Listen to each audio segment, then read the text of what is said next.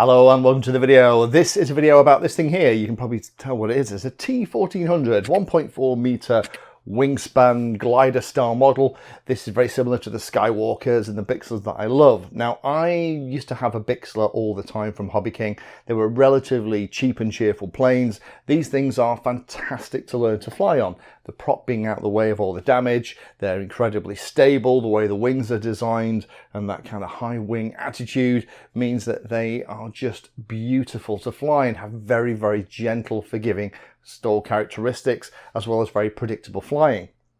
They're not great for things like acrobatics, but in terms of on a lazy day, just getting the model up there and just flying around and having a lovely relaxing time, they're pretty fantastic. Now, things like the Bixlers, the version 1.1 and the version 2 were the ones that I really loved. I think the version 3 is too big, too heavy. I just think they went overboard with it.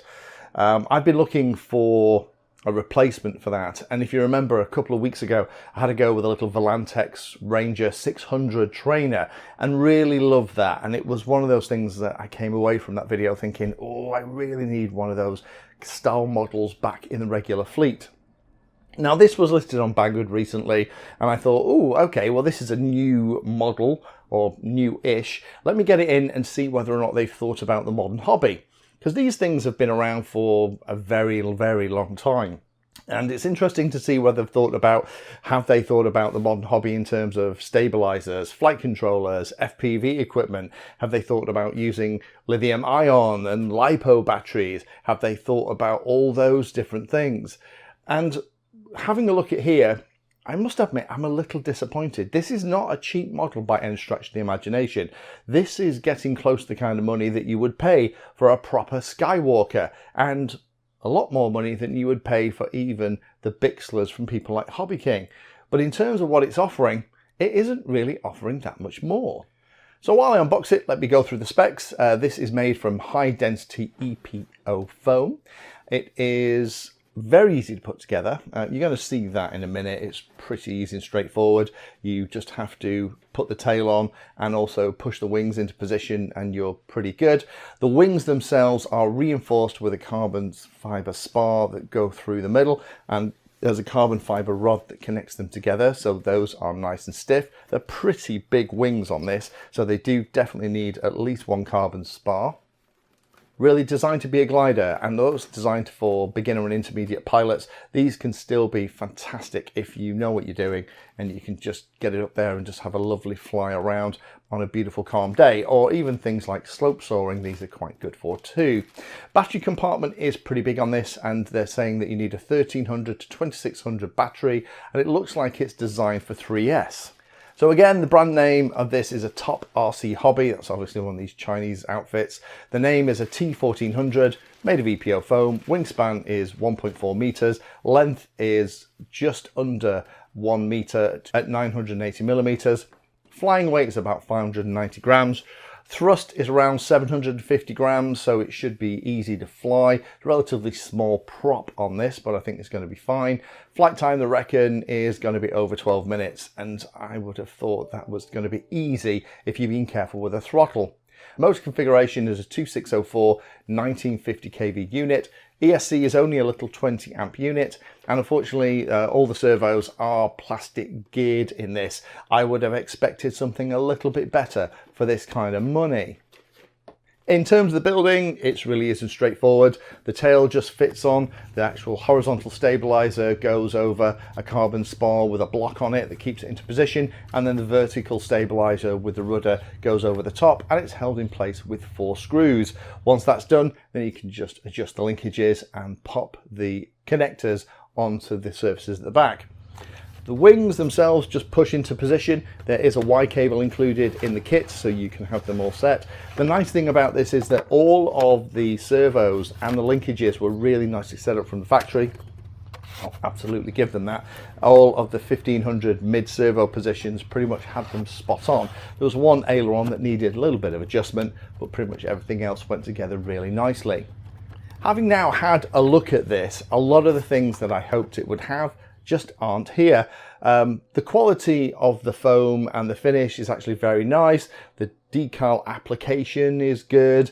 I like the tail attachment and the way that they've done that. That's a very clever idea. Hopefully that means you can buy spares if you do snap a bit of tail off. However, this kind of foam is so easy to repair. You just need a bit of hot glue or a bit of Yoo-hoo pour and a bit of tape and you're back in the air in 5 minutes, particularly if you're using hot glue. And those linkages are well set up out the box, so that's tick. However, there's a lot of things on here that I think they could have done a better job with. The locking of the wings into the body, I don't think is a very good idea. That central locking thing isn't particularly solid. I can pull the wings out without too much trouble at all. If that gets a little bit weak, and over time, if you're taking the wings on and off, that's going to get weaker and weaker. It would have made sense to have some kind of bolts through the top or retaining clip, or even a great big whacking neodymium magnet in the middle to kind of keep those things together. This feels like it's too easy to pop apart, and that would be disaster. Even though there is a lot of room in here, there isn't a shelf or anything for a flight controller or a stabilizer. They could have easily added that. There's enough room in here for a small family to move in and pay rent. There's no thought about modern FPV, so there's no FPV places for a camera either here on the nose or here on the canopy, and there's no real airflow either, so you're going to have to cut holes if you do want to put things in that you need to keep cool.